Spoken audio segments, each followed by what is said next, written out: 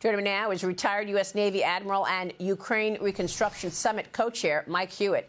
Admiral, it's nice to have you this morning. We so appreciate your time. Thank you for having me, Maria. So much has occurred. What is your assessment of where we are today with regard to the war on Ukraine?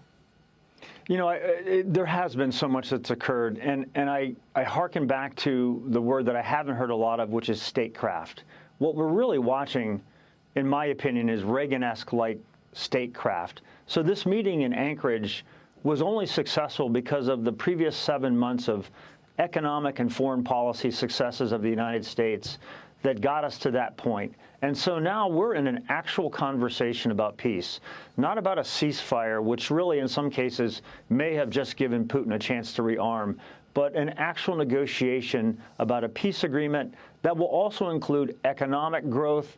And I always just remember that President Trump's doctrine is always in play here. He has so much more to worry about than just Ukraine, but the time and effort he's put into this negotiation to get the allies on board, to get the economic plan in place, and to get to a peace negotiation, to me, it just harkens back to the first time of 21st century statecraft that we've seen.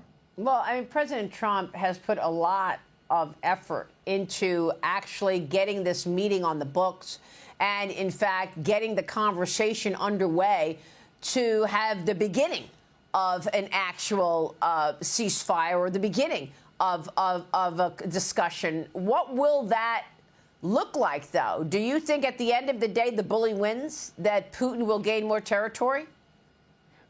I think a ceasefire really, in some ways, was not going to advance the peace deal, and in some cases may have given Putin a chance to rearm.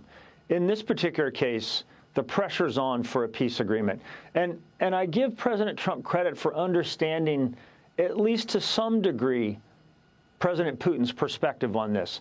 Not to capitulate one bit, but to understand that he has to also have an agreement that he can take back to his own country. This is not a winner and a loser. There has to be some type of compromise without capitulation. This is going to be difficult, but I think what the president has done is put all the cards on the table, that he's willing to do what it takes to get that trilateral meeting done if needed. But more importantly, the Europeans have now coalesced around President Trump and his vision of peace.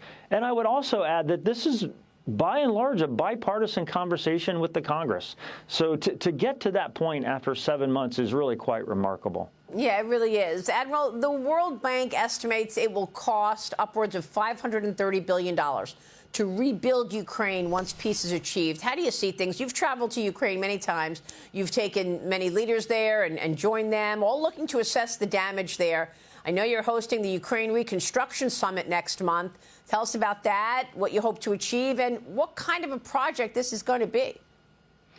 As we move from emergency aid or military support to actual commercial growth and economic entanglement between the United States, its allies, and Ukraine, this is really our first opportunity since the Korean War to win the war by winning the peace.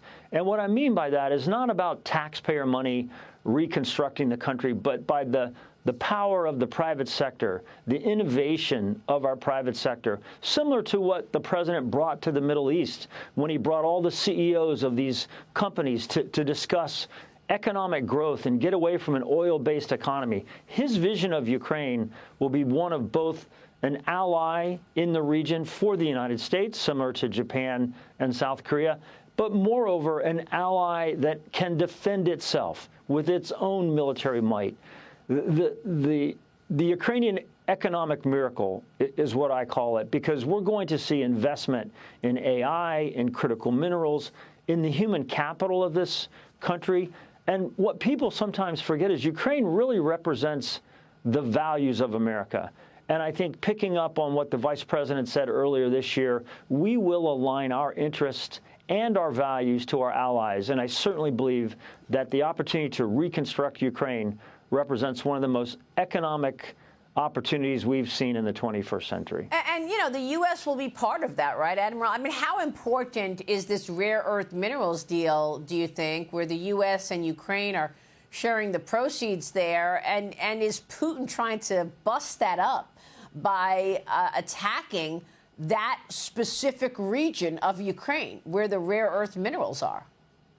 What Putin didn't calculate very well was that most of his innovation, industrial base, most of his military might was actually in Ukraine, from a leadership level to the actual development of missile systems, aircraft systems, and the like. So he's lost that. But he also understood that the $20+ trillion of critical minerals that are in Ukraine are up for grabs. And this is really where the Chinese have a clear eye on Ukraine. It is important for the United States, through the Trump doctrine, to not only get out of endless wars, but take full advantage of the economic upside of peace. And we will focus on minerals, we will focus on AI, we will focus on the challenges of the recovery of this country. We need to focus on what is it going to take to help Ukraine become sovereign again and return the people that have left the country back, and the economic opportunities to invest in uranium, graphite, titanium, which, as you know, are critical to 21st century development of things such as the Golden Dome.